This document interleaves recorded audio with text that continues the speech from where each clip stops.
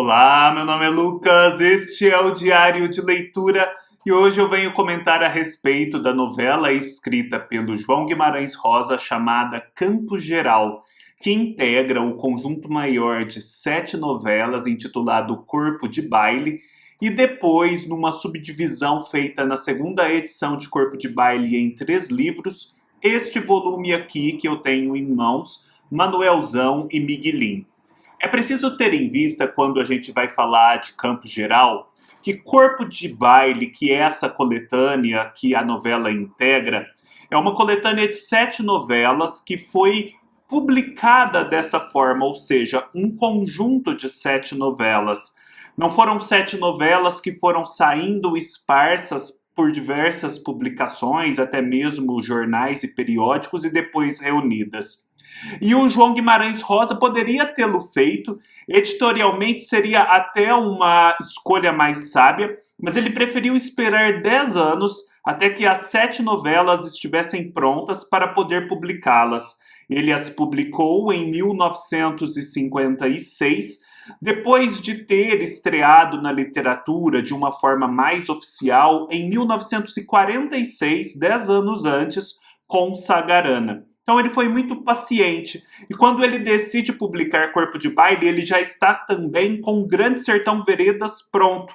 De tal modo que 1956 é um grande ano para a literatura brasileira, na medida em que sai tanto Corpo de Baile, essa obra tão vasta, quanto Grande Sertão Veredas, esta outra obra ainda mais vasta. Corpo de Baile, apesar do conjunto, não implica que as novelas sejam uma continuação da outra, ou que dependam necessariamente uma da outra para sua perfeita inteligibilidade. Existe sim uma unidade entre elas, mas é uma unidade, digamos, um pouco mais abstrata, que com certeza prescinde da leitura do conjunto para a compreensão de cada parte. Ela é escrita naquele estilo inigualável do João Guimarães Rosa, em que ele parte da linguagem popular regional do norte de Minas, de onde ele vem, para fazer uma outra linguagem, que não é uma mera reprodução da linguagem popular, mas um exercício de possibilidades a partir da linguagem e das tendências da língua do povo, na qual saem mesclados conhecimentos eruditos do Rosa sobre outras línguas,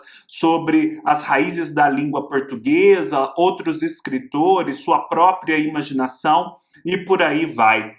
Como diz aqui o Paulo Ronoi neste livro, nos textos em que ele se dedica a Campo Geral e a Corpo de Baile, aos quais desde logo eu presto crédito, porque muitos dos insights que eu vou trazer para este vídeo saem deste livro aqui. Em Corpo de Baile nós temos como que uma reunião de personagens marginalizados de algum modo sob determinado aspecto, em determinada circunstância. Eles formam o corpo de baile desta grande peça teatral. Corpo de baile seria, numa representação, o conjunto das pessoas que vão fazer a parte da dança, que vão dançar, que vão se apresentar dançando. Aqui, então, quem forma o corpo de baile são os protagonistas das novelas. E em Campo Geral, nós temos um protagonista menino. Miguelim é um menino de 8 anos de idade que tem vários outros irmãos, que mora com a mãe, com o pai, com alguns parentes e agregados, lá numa fazenda no longe de Minas Gerais, portanto na roça, num lugar bem distante da civilização formal e urbana a que estamos afeiçoados. E a gente acompanha aqui nessa novela a forma como ele vai crescendo e se desenvolvendo, como o mundo vai deixando nele suas impressões e assim o moldando. É uma história, portanto, de formação, na medida em que começamos com o Miguelim num determinado estágio do seu desenvolvimento social, intelectual, humano, e o encontramos lá na última página, é uma novela relativamente extensa, num ponto bem diferente, em que muito já foi vivido e amadurecido. Justamente porque o Rosa é uma pessoa tão atenta à linguagem e que usa da língua e da sua plasticidade para contar a sua história, A forma em Guimarães Rosa não é um mero adorno, não é um mero exercício de erudição, ela serve a um propósito e em determinados momentos é possível dizer que não seria possível dizer o que ele diz de um outro modo. Aqui a gente tem um narrador em terceira pessoa que, no entanto, se aproxima muito do ponto de vista do Miguelín, inclusive se valendo das mesmas palavras para dizer a respeito do mundo. E já que há tamanha proximidade e que a gente tem um Miguelín no começo com 8 anos e um estágio de desenvolvimento menos avançado, no começo o leitor também sente muito mais dificuldade para penetrar na história, para entender exatamente o que está acontecendo, para onde estamos indo, quem é Miguelín. Porque ele é um menino muito sensível, inclusive, muito impressionável, que vive no meio de situações da natureza, de outras pessoas, que são muito efervescentes, muito ricas e que vão deixando nele suas impressões. Só que ele, como um menino, ainda não é capaz de organizar plenamente essas impressões, de desenvolver a partir e em torno delas um raciocínio lógico, uma ordenação lógica formal.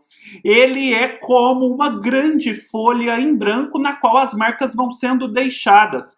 Então, no início, é um grande caos. E o leitor percebe um pouco disso, caos este que é, obviamente, um pouco agravado e dificultado por conta da linguagem do Rosa. Mas é impressionante porque à medida que a narrativa avança, e principalmente a partir de um determinado momento que eu depois vou mencionar, ela vai também se tornando mais clara porque Miguelín agora já enxerga o mundo de um modo mais ordenado, de um modo que parte de experiências acumuladas e é, portanto, bem mais claro. No começo, a gente tem ele vivendo diversas situações, ele muito impressionável, tudo causa nele alguma reação, mas já é possível sim divisar nessa barafunda de acontecimentos e impressões alguns traços muito marcantes daquela vida. A gente percebe, por exemplo, que o pai do Miguelín não é uma pessoa fácil de se lidar. Ele é aquele típico pai tirânico, muito retraído do ponto de vista da emoção, que não consegue transmitir afeto aos filhos, meio bronco, com ciúmes da mulher e até praticando atos de violência contra ela. Alguém muito ensimesmado, muito endurecido e muito duro para com todos. O Miguelín sente, obviamente, aquela atração natural que os filhos sentem pelo pai, aquela necessidade de reconhecimento, de afeto, mas é óbvio que ele também sente principalmente medo e por isso dá um passo atrás, se afasta, toma cautelas. A gente também percebe que há uma certa crise conjugal, porque essa mãe e esse pai brigam e parece que o irmão do pai, o tio Terês, tem algo a ver com isso. Parece que essa mãe tem um caso ou uma forte inclinação em relação ao tio Terês e o tio Terês em relação a ela. De tal modo que em determinado momento esse tio Terês é obrigado a deixar aquela propriedade rural e ir morar em outro lugar, porque houve uma briga entre ele e o irmão. A gente também vê a relação do Miguelín com seus vários irmãos e principalmente com o seu irmão Dito. Esse irmão Dito é um irmão mais novo, mas alguém que é mais novo, entretanto muito mais maduro que o Miguelín. Portanto, o Miguelín sempre recorre ao Dito para entender melhor as situações que vivem, o mundo ao redor, buscar conselhos. É um irmão mais novo, entretanto capaz de dar conselhos ao irmão mais velho. A gente também vive aqui alguns momentos em que o Miguelín começa já a ajudar o pai, começa a sair da infância para prestar algum serviço ali na roça que já tenha alguma utilidade maior para a vida dos adultos. E tem um momento em que o Miguelín, ele próprio, enfrenta a morte. Ele fica doente, com muito medo de morrer, e, portanto, ele começa a prestar atenção e acolher da experiência em torno o que há nela de religioso, de transcendente, de metafísico, para estabelecer ele próprio seus pactos com Deus, a fim de sobreviver e continuar ali entre os seus. Ou seja, é um ponto da infância em que o Ming Lin já apresenta interesses e preocupações genuinamente humanos, que por certo o acompanharão ao longo de toda a vida. Acontece, porém, que não só essa saída do tio Terês vem abalar o modo de vida daquela família naquela propriedade rural. Mais adiante na narrativa, esse irmão dito, brincando, acaba pisando num caco de vidro, aquilo lhe machuca o pé. A princípio é algo sério, mas que não inspira maiores temores. No entanto, a coisa vai evoluindo e o dito acaba morrendo. Este é um fato muito importante porque marca um certo desencanto da infância, uma certa passagem decisiva para a vida adulta, uma perda da inocência que já não é mais possível resgatar. E a gente vai perceber a partir daí também uma maior clareza no que está acontecendo com o Ming Lin e em quem ele está se tornando. Antes desse episódio, porém, vale recordar de um momento que é muito interessante porque mostra como Ming Lin, apesar de estar ali meio perdido no mundo, todo vivo, todo aberto às diversas impressões, tem um certo senso de orientação muito instintivo e eficaz. Isto porque, na medida em que ele começa a ser um pouco mais útil, a levar, por exemplo, a comida para o pai que está na roça, em determinado momento, esse tio Terês, que já tinha saído da família, o aborda no meio do mato e pede que ele leve um bilhete à sua mãe. Obviamente que o tio Terês não diz que aquele é um bilhete de diamantes. Nem o Ming Lin sabe exatamente que aquele é um bilhete de diamantes. Todavia, a partir do que ele já viveu, algo nele consegue o orientar e dizer: você não deve entregar esse bilhete. Isso não vai conduzir a um lugar bom. Isso não vai dar em boa coisa.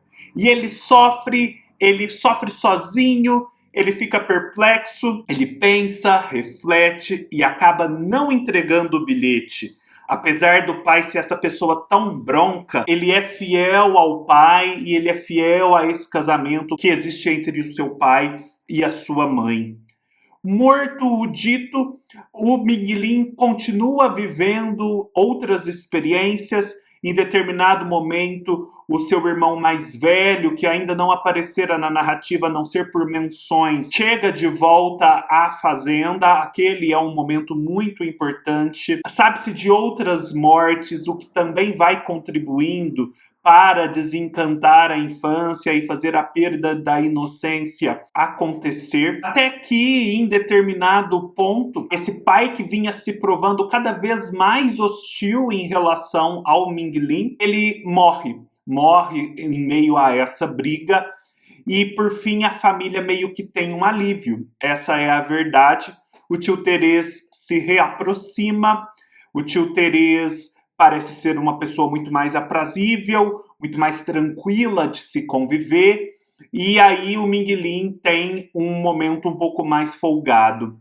Só que logo outros desenvolvimentos acontecem, chega um homem de fora, e esse homem o convida para ir para a cidade, onde ele poderá trabalhar, quem sabe se educar, enfim, sair daquele mundo da infância definitivamente. E é justamente nesse ponto que nós encontramos o Ming Lin quando a novela se encerra. Muito interessante, o Paulo Ronoy destaca isso neste livro, que justamente porque é uma formação, é uma evolução do Ming Lin, isso fica muito bem demarcado no final da novela, quando este homem que vem de fora, vem da cidade para levá-lo para lá, dá a ele óculos, descobre que Ming Lin é míope, que ele não está enxergando adequadamente a realidade que está no seu entorno, porque ele franze o senho para enxergar de longe, empresta a ele óculos e com os óculos ele consegue enxergar muito melhor. Aqui a gente vê que o Ming Lin ele já está deixando aquele mundo das impressões borradas da vida, desarticuladas, não ordenadas, para entrar num mundo muito mais claro, mais nítido e organizado do ponto de vista da percepção e da ordenação das percepções e impressões. É difícil reproduzir toda a riqueza que há nesse texto, porque sendo o Guimarães Rosa alguém que trabalha cada palavra com tanto esmero, cada palavra, cada expressão e conjunto de frases se destina a fazer o comentário de um aspecto da vida, a expressar determinada nuance, determinada sutileza do dia a dia. Então, o livro inteiro está coalhado desses pequenos insights, destes grandes achados, dessas sutilezas que nos fazem ver mais claramente as coisas, mas o que fica é essa impressão geral de uma infância muito livre, ainda que com seus problemas, como toda infância também é problemática, que vai de um mundo que é borrado, de um mundo que ainda é muito vivo em suas cores, no entanto todas estão misturadas, até um mundo mais ordenado, mais nítido, em que cada cor ocupa uma forma e as formas estão separadas entre si e podem ser assim vistas nitidamente por um óculos. A Henriqueta Lisboa, que é uma grande escritora e que comenta aqui ao final deste livro sobre a novela Campo Geral, ressalta aqui muito bem o fato de que o Guimarães Rosa, ele mesmo, ao escrever seja Campo Geral, seja qualquer uma de suas outras obras, ele tem muito de infância, da liberdade da imaginação do menino, daqueles interesses por objetos, por atos, por movimentos, que uma vez fim da infância, o adulto já não mais se interessa por aquilo. E ele escreve a partir deste lugar. Ela até faz uma comparação com o eu mais superficial, que é aquele eu com o qual nós nos apresentamos para a sociedade, que é um eu adulto que cumpre deveres, e aquele eu interior que nós guardamos para nós mesmos, mas a partir do qual criamos arte. O eu interior do Guimarães Rosa, seus verdadeiros interesses, a partir de onde ele cria, é justamente este lugar de liberdade da infância. Portanto, Campo Geral se torna uma história muito significativa, porque traz à tona isso que é essencial no Rosa. Ela até o compara com outros grandes escritores do Brasil. Machado de Assis, por exemplo, não traz mais em sua literatura os traços do que teria sido a sua infância. Graciliano Ramos, apesar de ter escrito um livro que traz infância no título, escreve-o com o ponto de vista do adulto, e no caso do Graciliano Ramos, um ponto de vista seco, duro, um ponto de vista pesado. Ela aparenta o Guimarães Rosa nesse conjunto com o Mário de Andrade. E eu acho que ela foi muito feliz ao fazer essa comparação.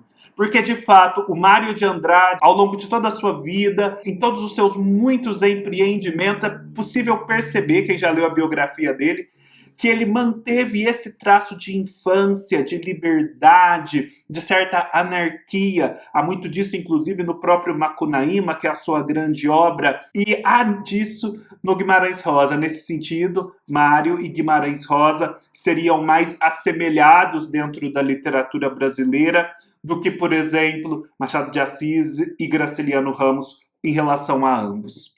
É isso, pessoal. Espero ter fornecido aqui com este vídeo talvez algumas pistas para que vocês possam compreender e desfrutar melhor desta obra. É impossível esgotar a obra do Rosa numa resenha, ainda que eu tenha, digamos, dado spoilers, contado pontos decisivos da trama. A verdade é que esses pontos são apenas articulações dentro da obra, porque o que importa, as suas carnes mesmo, é impossível de eu dizer aqui, senão lendo o texto corrido. Não se deixe acuar, ainda que você não tenha lido a obra e tenha assistido o vídeo até aqui, vá à obra. Eu tenho certeza de que você ainda vai descobrir muito mais, mas muito mais mesmo, se emocionar, assim que cada um desses acontecimentos emocionantes que eu mencionei acontecer dentro da narrativa. Deixem seus comentários, se inscrevam no canal, deem um like se gostaram e nos vemos numa próxima oportunidade. Até mais!